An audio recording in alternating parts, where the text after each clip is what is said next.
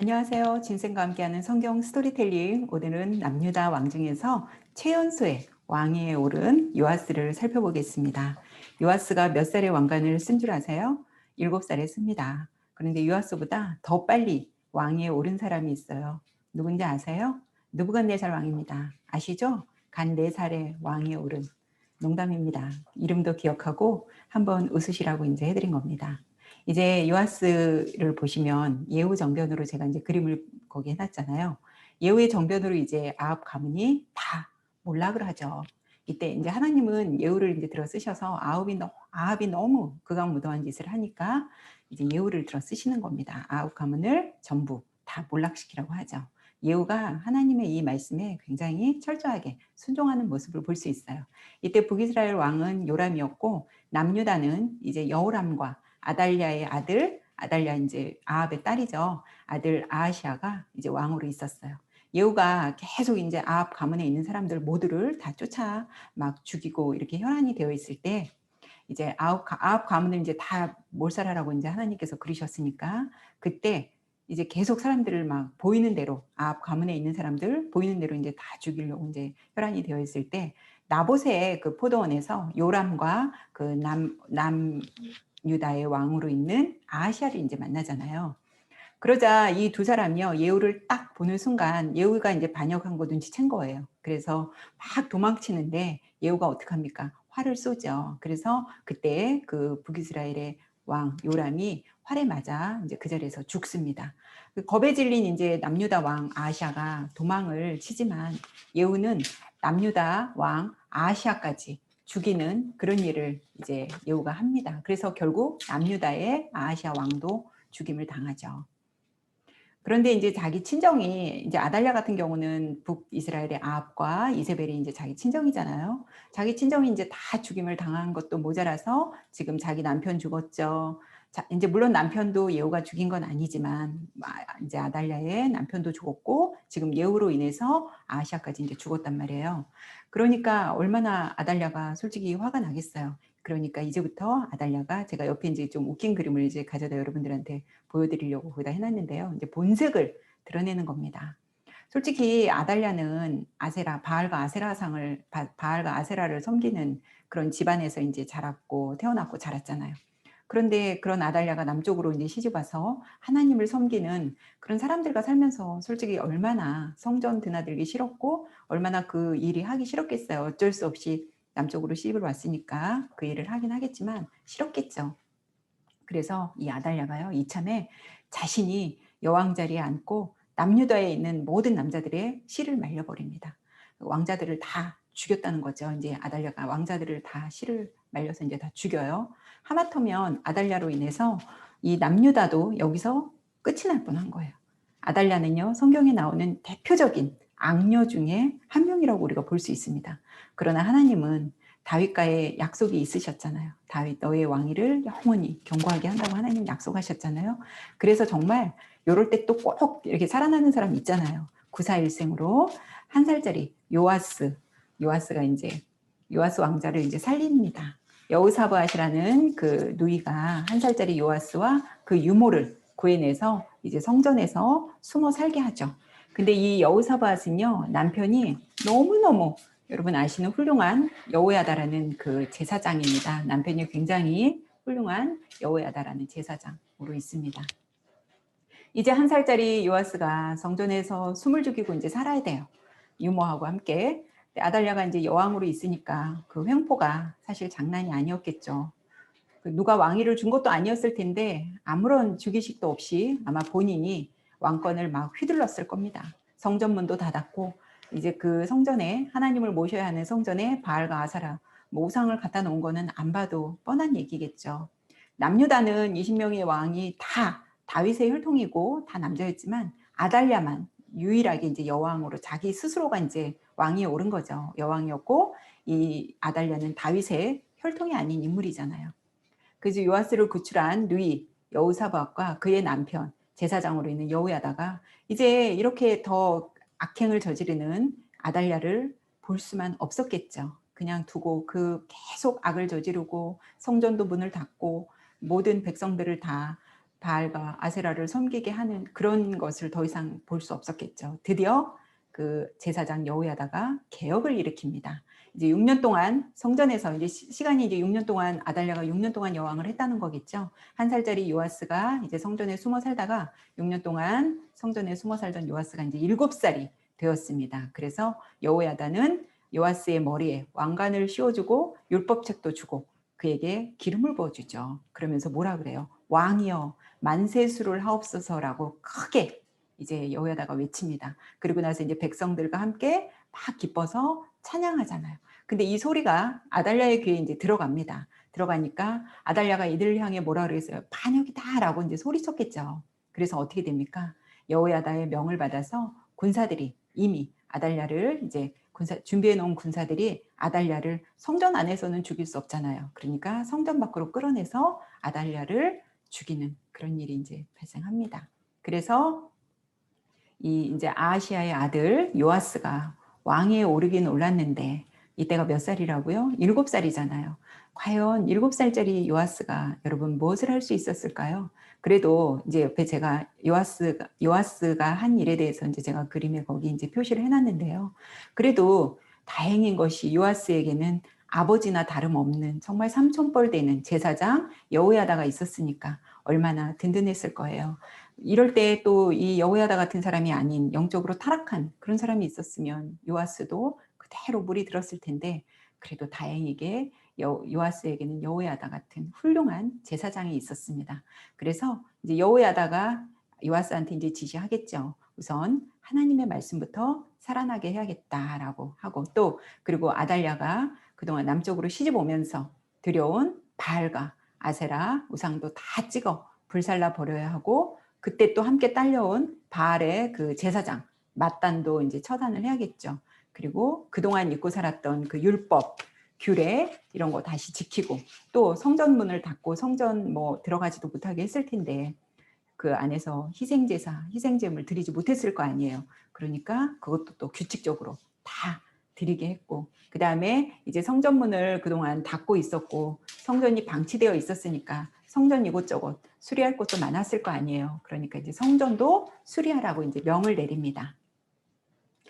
아달랴가 통치하는 6년 동안 거의 이제 성전문은 닫혀 있었기 때문에 여기저기 이제 수리할 곳이 많았어요. 그래서 성전을 수리하려고 이제 요아스가 명을 내리고 들어오는 제가 이제 거기 우리나라 동전을 제가 이제 표시해 드렸는데요. 들어오는 헌금을 다 성전 수리하는 이제 목적으로 쓰라고 합니다. 그런데 왕이 이렇게 명령을 했음에도요. 제사장들이 일을 하지 않는 거예요. 근데 그 세월이 23년이나 흐릅니다. 그래서 이제 요아스가 이상하다. 왜 성전이 수리가 안 되지? 하고 이제 두 팔을 걷어 붙이면서 왜 수리가 되지 않는지 조사를 해봤겠죠. 그랬더니 알고 보니까 제사장들이 타락을 해서 그 여호야다 말고요. 이제 밑에 이제 또 많은 사람들이 제사장이 있었을 거 아니에요. 제사장들이 타락해서요. 성전을 수리하지 않는 겁니다. 왜 안 하냐면 이 들어오는 헌금을 중간에서 이제 가로채고 그러다 보니까 성전을 수리할 돈이 없는 거죠. 그래서 성전을 수리를 이제 못했던 거예요. 그동안 제사장들이 다 돈 가로채고 타락하고 영적으로 부패하고 이랬기 때문에 성전 수리 못했는데 그래서 이제 요아스가 어떤 결정을 내리냐면 성전으로 들어오는 헌금을 제사장들을 거치지 않고 바로 성전을 수리하는 그 공사 감독관에게 이제 주고요.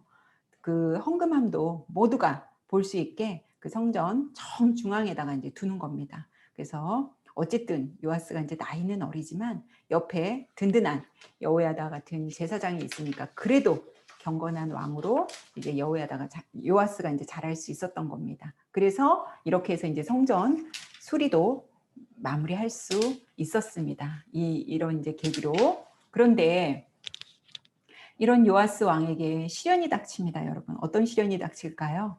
아버지처럼 삼촌처럼 믿고 따랐던 훌륭한 제사장 여호야다가 그만 죽는 겁니다. 뭐 솔직히 어느 정도 이제 살았으니까 여호야다가 어떤 죄로 인해서 죽는 것이 아니라 이제 여호야다도 자기의 수명이 다 됐으니까 죽었겠죠. 근데 여호야다가 제사장이지 사실 왕은 아니잖아요. 그런데도 얼마나 경건했던지 그 왕들의 묘실에 이 여호야다가 묻힙니다, 여러분. 그래서 여호야다를 향해 왕 같은 제사장이라고 하잖아요. 제사장이면서 왕 같은 왕실에 이제 이 여호야다가 묻혀요. 그러자 여호야다가 죽자 이제 어떻게 합니까? 기다렸다는 듯이 이 방백들이 찾아와서요. 요아스를 영적으로 이제 타락하게 만드는 겁니다. 제사장이나 그러면 요아스가 제사장이나 선지자의 충언을 들었어야 되는데 이 사람들의 말에 그런 충언의 어떤 귀를 기울이는 것이 아니라 요아스가 방백들을 따라요. 여호야다 그 훌륭한 제사장 삼촌 아버지 같은 여호야다가 살았을 때는 그래도 뭐든 여호야다에게 의견도 물었고 함께 하나님 나라 제사장 나라를 만들 수 있었지만 아직까지 요아스는 홀로 설 힘이 없는 거예요. 홀로 설 힘이 없는 것을 이 방백들도 알았겠죠. 요아스가 그렇게 귀도 얇고 뭐 금방금방 어떤 일을 뭐 이렇게 하자고 했을 때 요아스가 그러는 걸 알았겠죠. 그러니까 요아스한테 여호야다가 죽자마자 이 사람들도 이제 다가왔던 거예요. 그러다 보니까 이제 요아스가 어떻게 되겠어요? 서서히 하나님을 버리고 다시 그 척결했던 다 자기가 그 바알과 아세라 우상 척결했던 그 우상들 다시 들여와서 그것들에게 절하고 그랬겠죠. 그런데 이 요아스에게 아주 기회가 없는 건 아니에요. 기회가 한번 있어요. 뭐냐면 비록 여호야다는 죽었지만 그의 아들 스가랴가 있었어요. 그는 스가랴는요 하나님의 영에 감동된 사람이었어요. 여호야다의 훌륭한 아버지 밑에서 스가랴도 경건하게 이제 잘 자랐죠. 그래서 요아스에게 이 스가랴가 충고합니다. 왕이시여 지금이라도 돌이키십시오. 그렇지 않으면 하나님도 왕을 버리십니다. 이렇게라고 이제 전해주는데 요아스가 들었겠어요? 안 들었죠. 안 들었겠죠. 네가 누군데 지금 왕한테 뭐 이래라 저래라 이러냐 하면서 막 스가랴를 어떻게 합니까? 성전 뜰에서 돌로 쳐 죽입니다. 아까 군사들이 아달랴 어디서 죽였어요? 성전에서 죽일 수 없으니까 성전 밖으로 끌고 나가서 죽였다 그랬잖아요, 제가. 그런데 요아스는 버젓이 스가랴를요 성전 뜰에서 돌로 쳐 죽입니다. 하나님이 화나셨겠죠. 스가랴가 죽으면서 그렇게 말해요. 요아스 왕이 이와 같이 스가랴의 아버지 여호야다가 베푼 은혜를 기억하지 아니하고 그의 아들을 죽이니 그가 죽을 때에 이르되 여호와는 감찰하시고 신원하여 주옵소서라고 역대하 24장 22절은 우리에게 말해줍니다. 스가랴가 죽으면서 한 말이 꼭 뭐 개인의 어떤 원한적 차원인 것 같아 보이시죠? 그런데 이 말은 오히려 하나님의 공의의 실현에 대한 탄원으로 보이는 것이 좋을 듯해요. 이렇게 말하는 것으로 보아 요아스의 앞날도 별로 이제 좋지 않음을 암시하고 있는 거 여러분 보이시죠? 하나님은 사람을 사용해서 일을 하신다고 했잖아요. 이때는 여기가 이제 아람입니다. 아람 왕국이라고 표시되어 있죠. 아람이라는 나라에 하사엘 왕이 있었는데 하나님은 이 하사엘 왕을 들어 쓰시는 거예요. 아람이 이제 남유다를 침공해서 많은 방백들과 백성들을 죽이고 수많은 보물을 이제 약탈해 가게 하죠. 얼마나 방백들한테 세뇌가 되었는지 이쯤 되면 솔직히 요아스도 하나님께 돌이킬 만할 텐데 끝내 돌아오지 않는 겁니다. 하나님을 붙잡는 게 아니라 오히려 이 요아스가 어떻게 하냐면요. 아람 왕 하사엘에게 사정을 하는 겁니다. 제가 옆에 봄을 그려놨죠. 제발 전쟁만 끝내주면 내가 이 많은 봄을 줄게. 그러면서 막 성전과 그 왕궁에 비축해 있던 모든 금을 준다고 이제 막 아람 왕한테 그러는 거예요. 아람 왕 하사엘은 마다할 이유가 없잖아요. 많은 보물을 준다고 하는데. 그래서 아람 왕 하사엘이 많은 보물을 받아가지고 자기네 나라로 이제 돌아갑니다. 옆에 이제 지도에 보시다시피 아람은요, 보잘것없는 아주 작은 나라였고 아람 군대도 아주 작은 무리였어요. 그런데도 요아스가 벌벌 떠는 거죠. 그 아람 왕 앞에서. 그렇다고 여러분 하나님이 뭐 아람이 이뻐서 아람을 이렇게 승리하게 하신 게 아니고 어떻게 보면 요아스를 징벌하기 위해 아람은 하나님의 어떤 도구로 사용된 거죠. 여러분 결국 요아스 나중에 어떻게 됩니까? 자신들의 신하들에 의해서요. 침상에서 암살을 당하는 최후를 맞습니다. 얼마나 악행을 저질렀는지 왕들이 죽으면 어디에 묻혀요? 그 왕들의 묘실에 장사되잖아요. 아까 여호야다는 왕도 아닌데 제사장인데 왕들의 묘실에 묻혔다 그랬잖아요. 제가. 근데 정작 요아스 왕은요. 왕들의 묘실에 묻히지 못했어요. 그러니까 얼마나 극악무도한 짓을 했다는 거 여러분 아시겠죠? 7살 어린 나이에 왕위에 올라 40년을 이제 요아스는 통치를 했습니다. 안타깝죠. 7살 정말 최연소의 나이에 그 왕이 되었고 또 뒤에는 아버지 같은 훌륭한 제사장 여호야다가 있었는데, 그리고 여호야다가 얼마나 요아스를 잘 지도하고 뒤에서 정말 끊임없이 격려해 주고 그렇게 했음에도 불구하고 여호야다가 죽자 요아스가 바로 타락하는 거 여러분 보이시죠?